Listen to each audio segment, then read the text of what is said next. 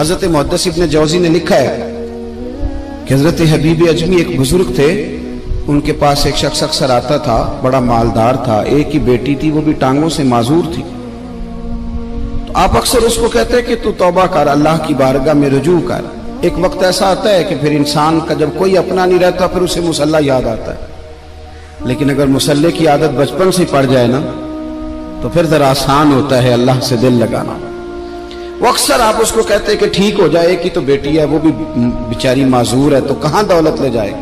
آج کرتا ہوں، ہم تاریخیں دیتے رہتے ہیں نا اللہ تعالیٰ کو معاذ اللہ کہ رمضان سے میں نے نیک ہو جانا ہے، عمرہ کر کے آؤں گا تو پھر میں پکا نمازی ہوں۔ خدا کے بندو، کس نے تجھے بتایا ہے کہ رمضان تک تو زندہ رہے گا؟ کس نے خبر کی کہ عمرہ کرنے تک تو بچے گا؟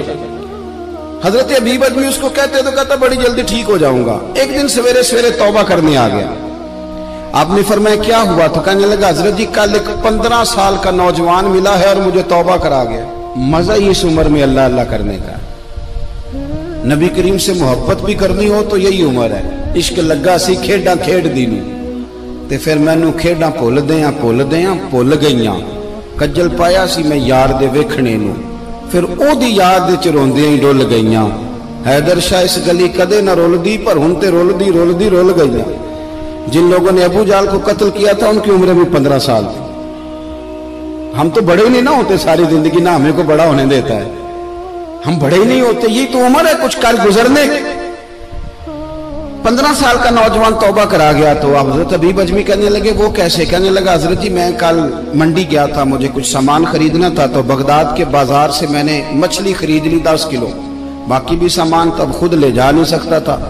تو مزدور آپ کو پتہ ہے بیچارے آج بھی سڑکوں پہ بیٹھے ہیں، تو مزدور بیٹھے تھے تو ان میں ایک نوجوان 14-15 سال کا، چہرے پہ بڑی روشنی۔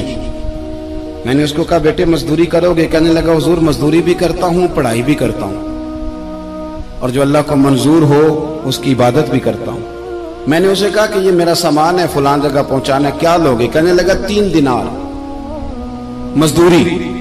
سودا طے ہو گیا، اس نے سامان اٹھا لیا۔ کہتے ہیں رستے میں ظہر کا وقت ہو گیا، کہنے لگا چچا اگر اجازت دو تو نماز پڑھ دوں۔ 15 سال کا جواب۔ کہتے میں رکھ کے نا وہاں سامان تو پھٹے پہ بیٹھ گیا، وہ نماز پڑھنے چلا گیا، باقی لوگ دیر سے آئے، وہ بچہ جلدی آ گیا۔ میں نے کہا بیٹے آپ جلدی آ گئے؟ کہنے لگے نفل چھوڑ دیے، اب یہی نہ سمجھ لیں کہ کام چور ہے، میں بعد میں پڑھ لوں گا۔ کہتے ہیں وہ دوپہر کا وقت، رمضان بھی نہیں تھا، میں اس بچے کو نوجوان گھر لے گیا اور میں نے اپنی بیوی سے کہا کہ بڑا نیک ہے، نمازی ہے، اور راستے میں یہ بھی ہوا ہے کہ میں نے اسے ایک دفعہ کہا ہے کہ یہ مجھے تھوڑی دیر کے لیے دے دو، گرمی بڑی ہے، تمہیں پسینہ آ رہا ہے، میں اٹھا لیتا ہوں۔ کہنے لگا نہیں چچا میں رزق حلال کھاتا ہوں، اگر آپ اٹھائیں گے تو میں 3 دینار مزدوری پوری نہیں لوں گا، پھر پیسے کم کروں گا، میں نے طے کیا ہے کہ اٹھاؤں گا۔ تو کہتے ہیں میں نے اپنی بیوی کو بتایا تو بڑی متاثر ہوئی، کہنے لگی دوپہر کا کھانا پک گیا، اسے کو روٹی کھا لے، رمضان بھی نہیں تھا۔ کہتے میں باہر نکلا، اس کو 3 دینار تھمائے، تو میں نے کہا بیٹے ایک بات میری مانو گے؟ کہنے لگا بتائیے۔ میں نے کہا کھانا پکائے کھا لو۔ کہنے لگا میں معافی چاہتا ہوں، میں نے روزہ رکھا ہوا ہے۔ حضور نے حکم دیا، حکم نبی کریم نے حکم دیا، بخاری مسلم کی حدیث ہے، فرمایا نوجوانوں اگر تمہارے پاس طاقت ہے تو نکاح کر لو ورنہ روزے رکھو۔ حکم دیا، یا نکاح اور یا روزے، یہ سرکار کا حکم ہے۔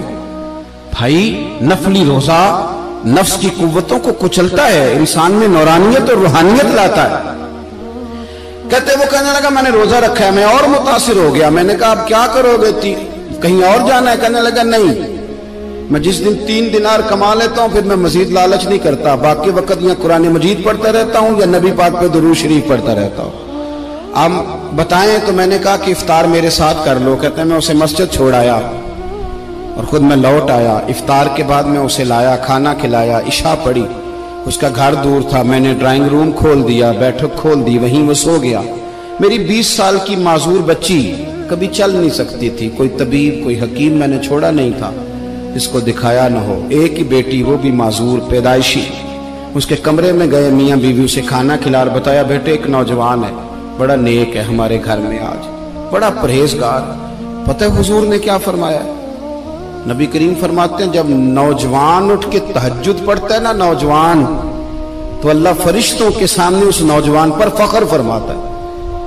اللہ فخر کرتا ہے کہ عمر دیکھو دیکھو یہ میری بارگاہ. اللہ فخر کرتا ہے, اللہ یعنی خدا خود میرے مجلس بود, اللہ فخر کرتا ہے. اب سوچے تو ہم نے اپنی بیٹی کو بتایا کہ نوجوان اور بڑا نیک ہے, تو کہتے ہیں وہ کھانا کھلا کے ہم واپس آ گئے. آدھی رات کا وقت ہوا تو دروازے پہ دستک ہوئی. بچی اپنے کمرے میں سو رہی تھی, ہم اپنے کمرے میں, وہ بیٹھک میں. گھبرا کے اٹھے کہ اس وقت کون ہے دروازے پہ؟ تو بیٹی کہنے لگی ابا دروازہ تو کھولنا. کہتے ہیں دروازہ کھولا تو 20 سال ہو گئے تھے بیٹی کو, کبھی اس نے چل کے نہیں دکھایا تھا, کبھی دوڑ کے ادھر جاتی کبھی ادھر آتی. کہتی الحمدللہ اللہ نے میری ٹانگیں ٹھیک کر دی. ہم دونوں رونے لگے, اے اللہ تو کتنا کریم ہے, کیسے ہوا بیٹے سارا کچھ؟ بیٹی کہنے لگی ابا آپ نے کہا تھا نا کہ نیک نوجوان آیا ہے, تو میرے دل میں خیال آیا اللہ اگر واقعی نیک ہے تو اس کے صدقے مجھے شفا ہی دے دے.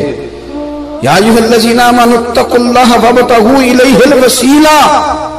تو کہنے لگی ابھی میری دعا بھی پوری نہیں ہوئی تو رب کریم نے فضل کیا ہے اور مجھے شفا عطا کر دی. کہتے ہم دوڑ کے اس کے کمرے میں گئے اور جب ہم نے ہاتھ رکھا تو دروازہ پہلے سے کھلا تھا, ایک خط چھوڑ گیا تھا. آج کل کے پیر کی کرامت ہوتی تو فیس بک پہ دے دیتا, باقیوں کو بھی ذرا بھول پتہ چلے. کہتے ہیں وہ خط چھوڑ گیا اپنے بستر پہ کہ اگر تم لوگوں کو مجھ سے محبت ہو گئی ہے تو میرے پیچھے نہ دوڑنا, اس رب کی بارگاہ میں جھکنا جس رب نے میرے اوپر بھی فضل فرمایا ہے اور آپ پر بھی کرم فرمایا. میرے نوجوان دوستو, یہ جو بچپنا ہمیں لوگ کہتے ہیں نا ابھی بچے ہو, ابھی جب آپ بالغ ہو گئے تو نماز فرض ہو گئی, سچ بولنا ضروری ہو گیا, رزق حلال کھانا ضروری ہو گیا, شریعت ساری کی ساری لاگو ہو. ایک تو درگزر سے کام لیں, دوسرا اپنی زندگی کے اندر خواہشات کو چھوڑیں. سادہ کھانا تو ویسے انسان کو تندرست رکھتا ہے. یہ جو چکر ہم نے ڈالا ہوا ہے نا مرضیاں کرنے کا, اب موٹر سائیکل بالکل اچھی بھلی ہوتی ہے پر سفارش یہ ہے کہ ماڈل پرانا ہو گیا ہے, تو یہ تو کمزور لوگوں کی علامت.